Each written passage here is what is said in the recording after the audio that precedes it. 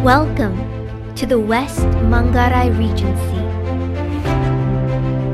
Located in the province of East Nusa Tenggara, Indonesia, it is one of the 8 regencies which comprise the island of Flores. Labuan Bajo is the regency capital of West Manggarai Regency, and it is one of the 5 super priority tourism destinations in Indonesia, which was introduced at the Asian Tourism Forum in 2020.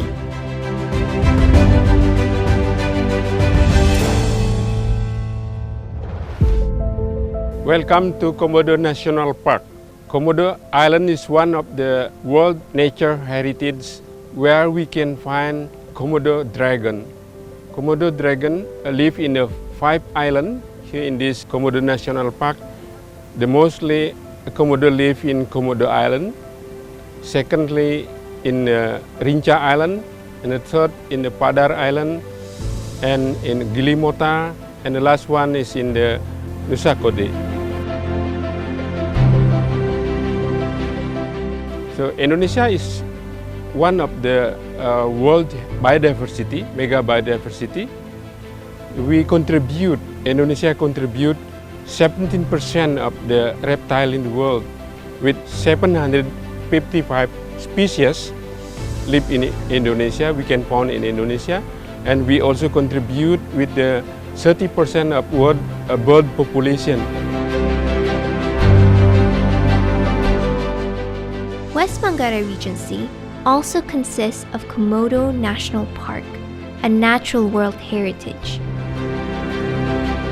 The most remarkable inhabitant of Komodo National Park is the Komodo lizard, Varanus komodoensis. The Komodo dragon is a member of the monitor lizard family Varanidae. It is the largest extant species of lizard, with a maximum length of 3 meters and weighing up to approximately 70 kilograms.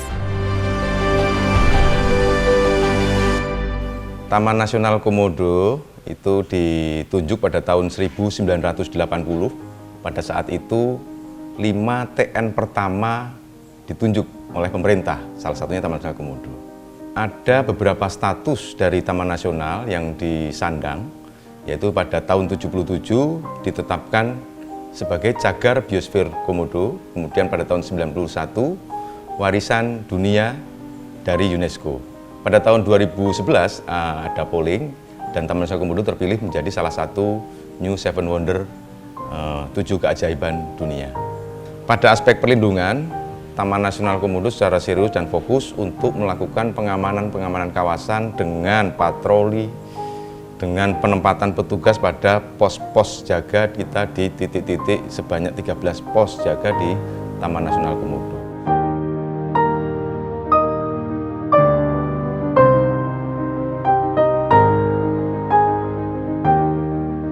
Taman Nasional Komodo seluas 173.000 hektar.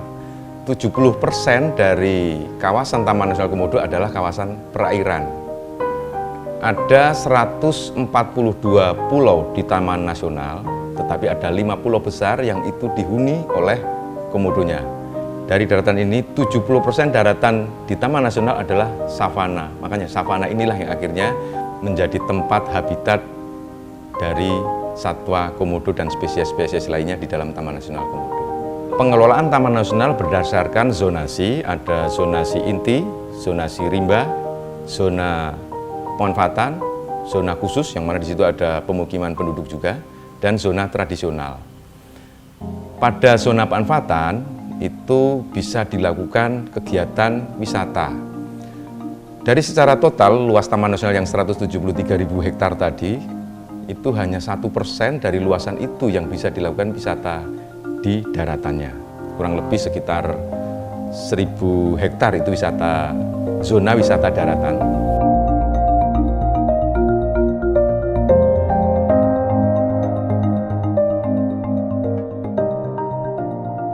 Jadi sekali lagi kegiatan pengelolaan kawasan konservasi Taman Nasional Komodo kita lakukan dengan kehati-hatian, prinsip kehati-hatian.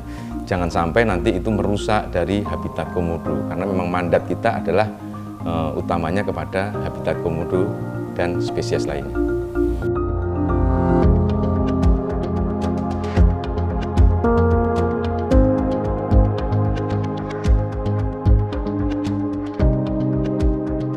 Pengamatan dan monitoring komodo kita lakukan setiap tahun. Khusus untuk spesies komodo, kita telah melakukan pendataan secara rutin setiap tahun dimulai dari tahun 2002. Kita ada data pengamatan komodo dari 2002. Nah, pengamatan komodo ini dilakukan dalam rangka untuk pengelolaan tadi. Pada rentang 5 tahun terakhir, mulai dari tahun 2015 sampai 2020 ini, populasi komodo di Taman Nasional dalam rentang yang stabil.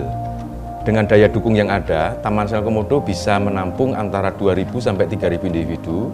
Data terakhir kita di tahun 2020 adalah 3.100. Tapi sebenarnya bukan angka itu yang dimaksudkan, adalah pada stabilnya komodo yang ada di dalam Taman Nasional. Sehingga rantai makanan di Taman Nasional ini, satwa mangsanya berjalan sebagaimana alami.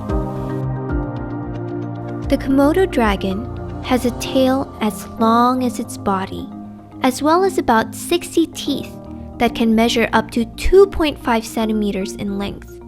The Komodo dragon's skin is reinforced by armored scales, which contain tiny bones called osteoderms that function as a sort of natural chainmail. Komodo berada di mana saja. Komodo ini berada di Pulau Komodo, kemudian di Rinca, Gili Motang, kemudian juga ada di Flores Utara. Dan kami lebih konsen melakukan pengawasan di dalam kawasan. Dan habitat komodo ini sebenarnya dia lebih dominan di hutan gugur terbuka. Komodo ini makanannya adalah rusa, babi hutan, kerbau liar. Jadi kalau ada ikan yang terdampar di pantai juga akan dimakan oleh komodo.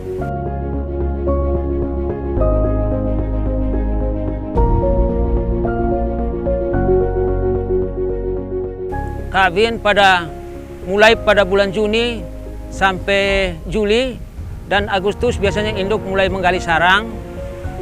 Kemudian setelah dia menggali sarang, dia akan bertelur, dan induk ini akan menjaga sarang itu sampai Desember.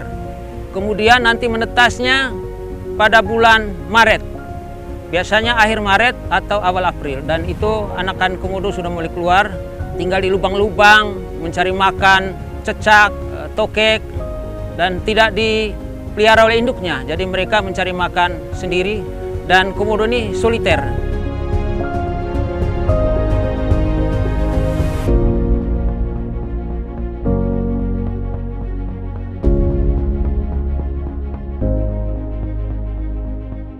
Sebelum pengunjung melakukan kegiatan trekking, biasanya ada penyampaian, briefing dari naturalis guide tentang bagaimana pengamanan terhadap komodo. Apabila pengunjung melihat komodo, biasanya pengunjung jarak dari satwa komodo itu 3 meter. Dan mereka selalu didampingi oleh naturalis guide. Tidak boleh mereka melakukan aktivitas sendiri karena ini sangat berbahaya bagi pengunjung. These giant reptiles are solitary, coming together only to breed and eat. They are capable of running rapidly in brief sprints up to 20 kilometers per hour in speed, diving up to 4.5 meters in depth, and climbing trees proficiently when young. The Komodo dragon digs holes that can measure from 1 to 3 meters and has a habit of sleeping in these burrows. Untuk seluruh masyarakat Desa Pasir Panjang, mata pencariannya adalah nelayan. Desa atau masyarakat Desa Pasir Panjang untuk sementara masih ada pekerjaan jalan trail wisata untuk menambah ekonomi atau usaha daripada masyarakat. Jadi untuk harapan selanjutnya, di mana bahwa Desa Pasir Panjang ini adalah desa pariwisata. Oleh sebab itu harapan kedepannya di mana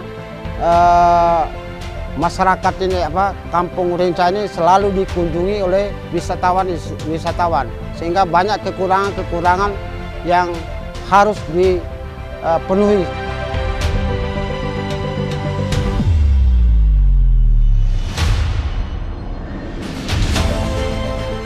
Kami berharap tidak hanya masyarakat di dalam kawasan konservasi Taman Nasional Komodo, juga masyarakat penyangga di luar kawasan dan juga pihak-pihak terkait ikut terlibat di dalam pengelolaan kawasan konservasi ini, khususnya terkait dengan pengembangan pariwisata.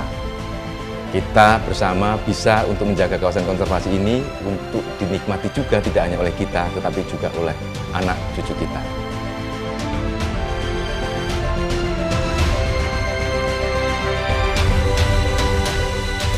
Dengan banyaknya kunjungan ini, maka tentu secara ekonomi berdampak terhadap masyarakat dalam kawasan maupun di luar kawasan. Kita lihat bersama bahwa begitu pesat kemajuan di Lebong Bajo, dan kita harap juga tidak hanya di luar tapi di dalam kawasan akan semakin meningkat di kemudian hari.